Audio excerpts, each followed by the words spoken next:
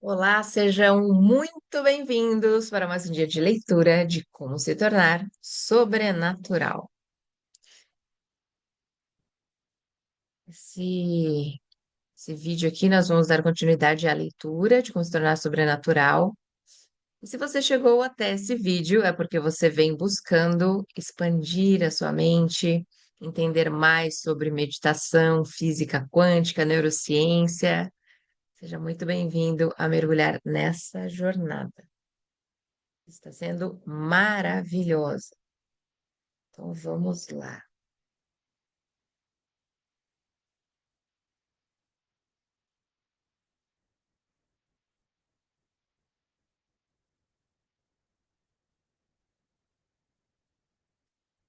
Vamos dar continuidade. Seu corpo é um imã. Culturas antigas, em especial as asiáticas, sabem disso há milhares de anos. Seu polo norte é a mente e o cérebro, e seu polo sul é o corpo na base da coluna. Quando você vive dos hormônios do estresse, emoções de sobrevivência, ou quando utiliza os outros dois centros de energia de sobrevivência em excesso, extrai energia de seu campo invisível constantemente. A energia, então, flui mais pelo corpo, porque o corpo, em modo de sobrevivência, retira a energia do campo e a armazena, especificamente nos três primeiros centros de energia. Isso é o que acontece quando o ciclo pensamento-sentimento de que já falamos é ativado. Se isso se mantém por algum tempo, o corpo não terá carga elétrica alguma correndo por ele. Sem carga elétrica, não pode criar o campo de energia eletromagnética que normalmente o cerca. Quando isso acontece, o corpo não é mais como um ímã. É como um pedaço de metal comum, um ímã que perdeu a carga. Como você pode ver na figura 5.5, o corpo se torna mais matéria e menos energia, ou mais partícula e menos onda.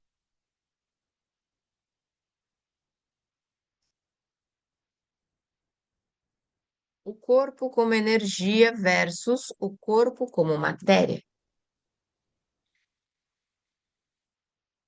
O corpo como um ímã, aqui do lado esquerdo, né, com um campo de energia eletromagnética ali, e do lado direito, o corpo como um pedaço de matéria inerte, sem fluxo de energia. Quando a sua energia está toda presa nos três primeiros centros ou três primeiros chakras. Quando há um fluxo de energia se movendo pelo corpo, assim como em um ímã, lembra que a figura do ímã que aparece lá em cima é mais parecido com essa imagem que está do lado esquerdo. Existe um campo eletromagnético mensurável a cercá-lo. Quando vivemos no modo de sobrevivência, extraindo desse campo invisível de energia em torno do corpo, diminuímos o campo eletromagnético em nosso corpo.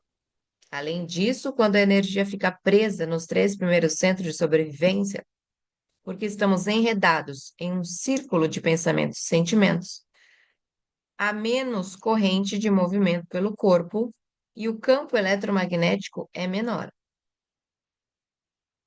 É claro que, se houvesse meio de fazer a energia armazenada nos três primeiros centros voltar a circular, a corrente voltaria a fluir e o corpo recriaria o campo eletromagnético.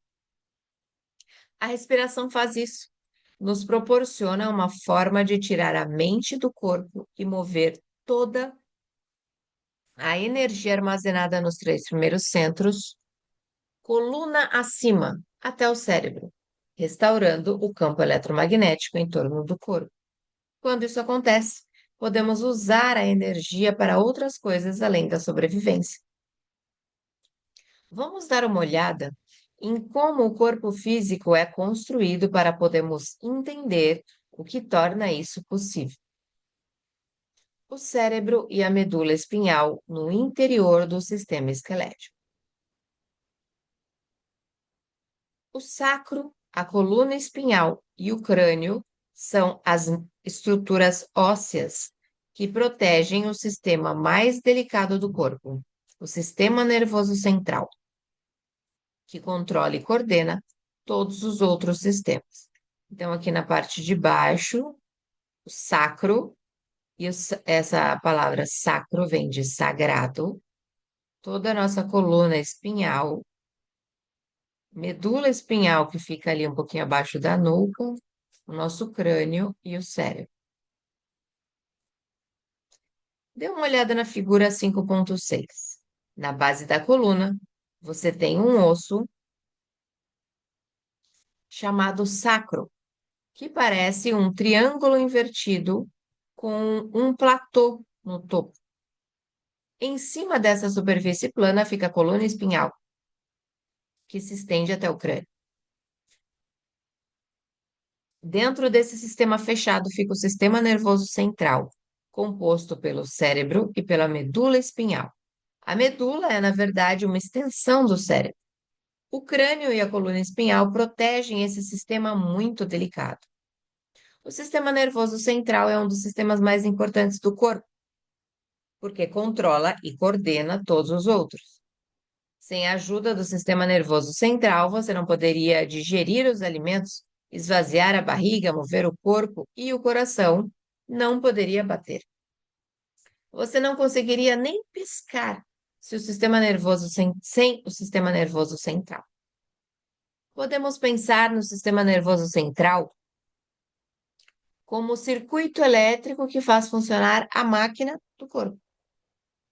Dentro desse sistema fechado está o líquido cefalorraquidiano, filtrado no sangue e no cérebro. Esse fluido banha o cérebro e a medula espinhal e é responsável pela flutuabilidade do sistema nervoso cerebral. Atua como uma almofada para proteger o cérebro e a medula espinhal de trauma e flui em vários rios e vias que transportam nutrientes e substâncias químicas para diferentes partes do sistema nervoso por todo o corpo. Por sua natureza, esse fluido age como um condutor para intensificar as descargas elétricas no sistema nervoso. Agora vamos voltar ao sacro. Cada vez que você inspira, o osso sacro flexiona ligeiramente para trás. E cada vez que você expira, ele flexiona um pouco para frente. O movimento é extremamente sutil, sutil demais para você perceber, mesmo que tente. Mas acontece. Ao mesmo tempo que você inspira, as suturas do crânio, as articulações entre as placas individuais do crânio, que se encaixam como peças de um quebra-cabeça e dão ao crânio um grau de flexibilidade, se abrem ligeiramente e voltam a se fechar quando você expira. Aqui também o movimento é extremamente sutil, você não consegue sentir. O movimento do sacro para frente e para trás, quando você respira lentamente, bem como o abrir e fechar das suturas do crânio, propagam uma onda do fluido dentro desse sistema fechado e bombeiam o líquido cefalorraquidiano lentamente, coluna acima até o cérebro, passando por 4 câmaras chamadas aquedutos ou ventrículos cerebrais. Se você marcasse uma molécula do líquido cefalorraquidiano e a seguisse na base da coluna até o cérebro, depois de volta ao sacro, veria que ela levava 12 horas para fazer o circuito completo. Em resumo, você enxágua o cérebro 2 vezes por dia. Veja a figura 5.7 para entender como é. Movimento do líquido cefalorraquidiano. Do lado esquerdo, inspiração, suturas abrem, sacro flexiona para trás. Expiração, figura do lado direito, suturas fecham, o sacro flexiona para frente. Quando você inspira, o sacro se flexiona ligeiramente para trás e as suturas do crânio se expandem. Quando expira, o sacro se flexiona ligeiramente para frente e as suturas se fecham. É essa ação natural da respiração que propaga lentamente uma onda que movimenta o líquido cefalorraquidiano para cima e para baixo, pela medula espinhal e por todo o cérebro. Pense no que acontece se você contraísse os músculos intrínsecos do períneo, o assoalho pélvico, os mesmos músculos que usa no sexo e na excreção, e os travasse. Depois, com eles ainda travados, contraísse os músculos da região inferior do abdômen e os travasse. E depois fizesse o mesmo com os músculos da parte superior do abdômen. Se continuasse contraindo e travando os músculos nos três primeiros centros de energia pela contração dos músculos do core, o fluido do sistema nervoso central se moveria para cima, como mostra a figura 5.8. Você estaria movendo o fluido cérebro-espinhal em seu sistema nervoso central, coluna acima. Cada vez que contraísse os músculos desses centros, o fluido seria empurrado para cima. Agora imagine se você colocasse sua atenção no topo da cabeça. Onde você coloca a sua atenção é onde coloca a sua energia. Portanto, se colocasse a atenção no topo da cabeça, este se tornaria o alvo para a energia em movimento. Agora pense em inspirar pelo nariz uma vez, em ritmo lento e regular, e ao mesmo tempo contrair e manter contraídos os músculos do períneo, depois os da região inferior do abdômen, e então os do abdômen superior. O tempo todo acompanhando a respiração coluna acima através do peito, garganta e cérebro até o topo da cabeça. Imagine se, ao chegar ao topo da cabeça, você prendesse a respiração e continuasse contraindo. Você estaria empurrando o líquido cefalorraquidiano para cima em direção ao cérebro. Contração de músculos intrínsecos para mover o líquido cefalorraquidiano para cima em direção ao cérebro. Uso dos músculos do core para mover a energia, que é a figura 5.8. Quando você contrai os músculos intrínsecos na parte inferior do corpo e, ao mesmo tempo, inspira lentamente pelo nariz, enquanto coloca a atenção no topo da cabeça, acelera o movimento do líquido cefalorraquidiano em direção ao cérebro e começa a criar uma corrente que atravessa seu corpo e sobe pelo eixo central da coluna. Isso é importante porque o líquido cérebro-espinhal é composto de proteínas e sais em solução. E no momento em que a proteína e sais se dissolvem em solução, ficam carregados. Se você pega uma molécula carregada e a acelera, como faria se empurrasse a molécula coluna acima, cria um campo de indutância. Um campo de indutância é um campo visível de energia eletromagnética que se move em movimento circular na direção em que as moléculas carregadas se movem.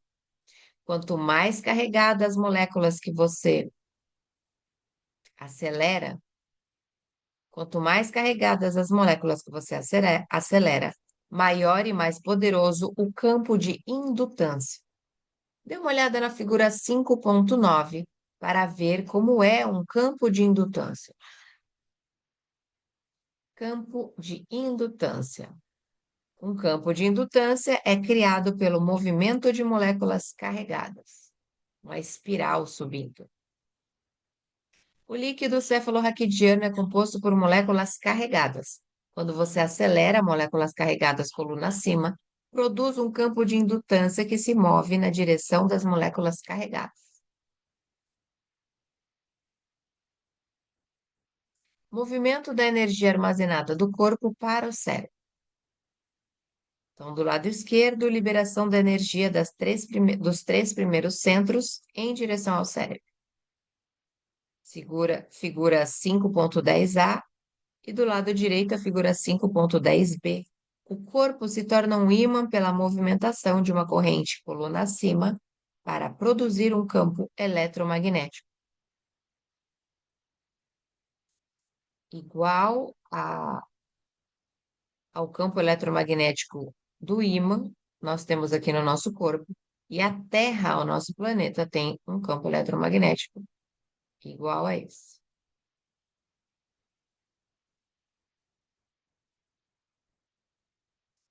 Quando o campo de indutância é criado pela aceleração do líquido cefalorraquidiano pela coluna acima, ele leva a energia armazenada nos primeiros três centros de volta ao cérebro.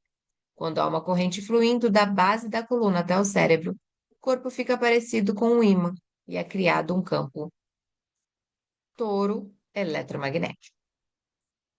Pense na medula espinhal como um cabo de fibra óptica que funciona como uma via de mão dupla, comunicando simultaneamente informação do corpo para o cérebro e do cérebro para o corpo.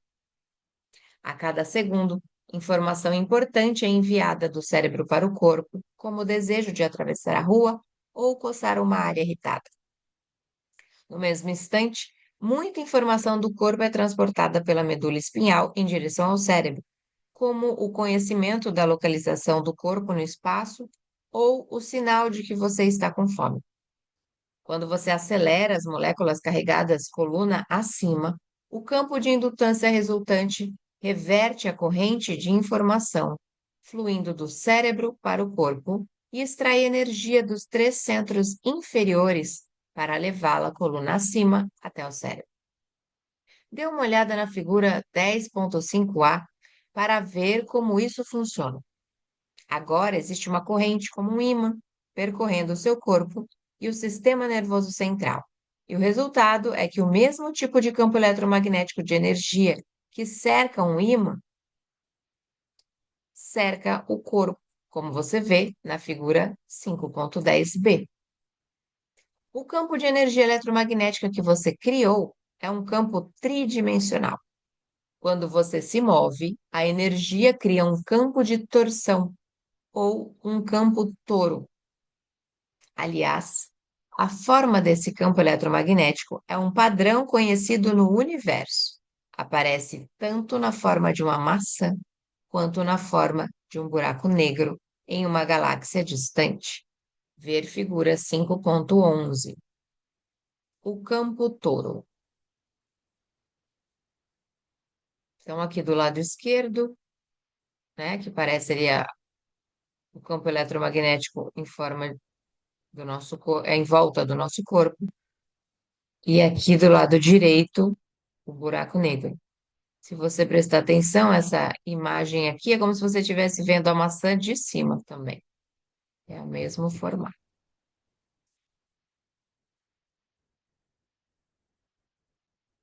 As maçãs e buracos negros na forma de maçãs a buracos negros. A forma de touro é um padrão de criação recorrente na natureza. Agora você entende que ao executar essa técnica de respiração, você começa a movimentar de um modo muito significativo toda a energia armazenada. Se fizer essa técnica recorrente por vezes suficientes, vai acordar um dragão adormecido. Ascensão da energia para o cérebro. Quando essa energia é ativada, o sistema nervoso simpático, um subsistema do sistema nervoso autônomo, que incita cérebro e corpo em resposta a uma ameaça no ambiente externo, é acionado. E a energia começa a se mover dos três centros de energia da parte inferior do corpo para o cérebro. Só que, em vez de o corpo ficar excitado por causa de alguma ocorrência externa, você aciona o sistema nervoso simpático de dentro, dedicando-se com paixão à respiração. Quando o sistema nervoso simpático começa a se fundir com o sistema nervoso parasimpático, outro subconjunto do sistema nervoso autônomo, que relaxa cérebro e corpo, como depois de uma farta refeição. É como se a energia que viaja dos centros inferiores fosse ejaculada dentro do cérebro. Quando essa energia chega ao tronco cerebral, um portal denominado tálamo se abre e toda a energia pode entrar no cérebro. Quando a energia, antes armazenada no corpo, entra no cérebro, o cérebro produz padrões de ondas gama. Registramos muitos estudantes produzindo ondas gama durante essa técnica de respiração. Ondas gama, que eu chamo de superconsciência, são notáveis não só por conduzirem os mais elevados níveis de energia de todas as ondas cerebrais, mas também porque essa energia vem de dentro do corpo, em vez de ser liberada em reação a um estímulo no ambiente, no mundo externo. Por outro lado, o cérebro produz ondas beta de alta frequência, quando o corpo libera hormônios do estresse, permitindo que você se mantenha muito alerta ao perigo no ambiente.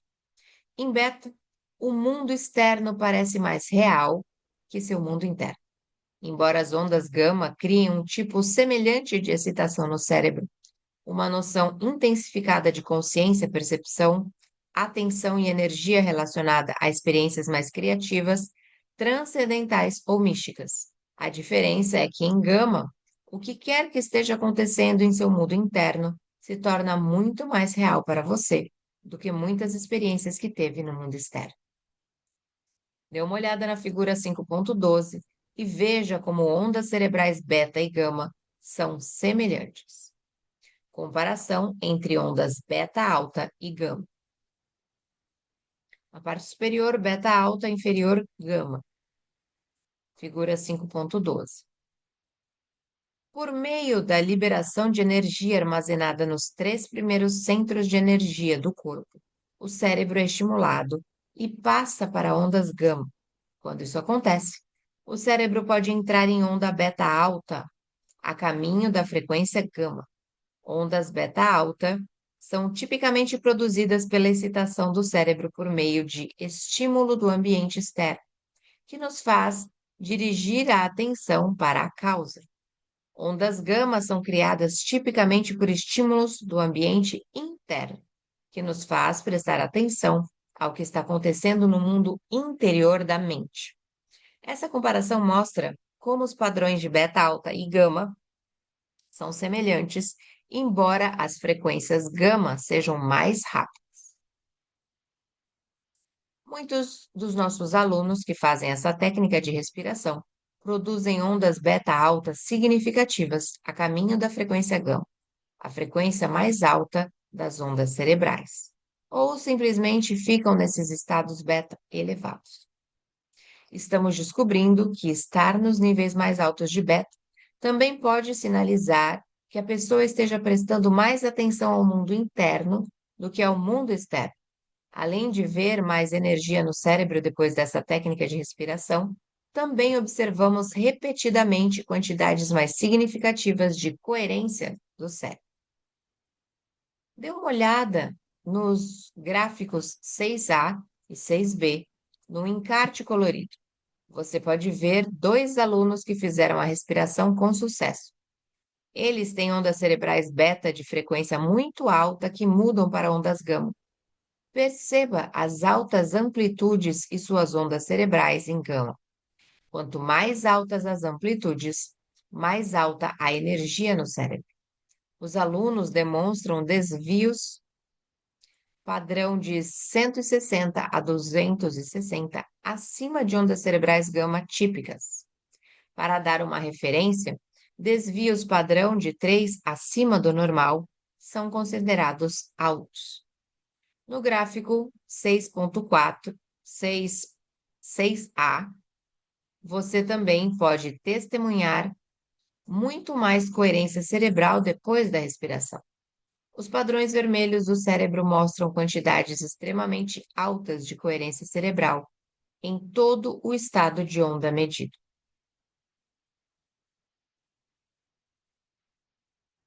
Tubo de prana. O tubo de luz do movimento de energia para cima e para baixo pela medula espinhal. 5,13. O tubo de prana é um tubo de luz ou energia e representa o movimento da força vital subindo e descendo pela medula espinhal. Quanto mais energia se move pela medula, mais forte é o campo do tubo de prana. Quanto menos energia se move pela espinha, mais fraco o prana e, portanto, menos força vital distribuída pelo corpo. Vamos ficar aqui com essa figura e amanhã, na próxima leitura, voltamos a partir dela. Então, se você está aqui pela primeira vez e nos acompanhou até o final da leitura, que bom!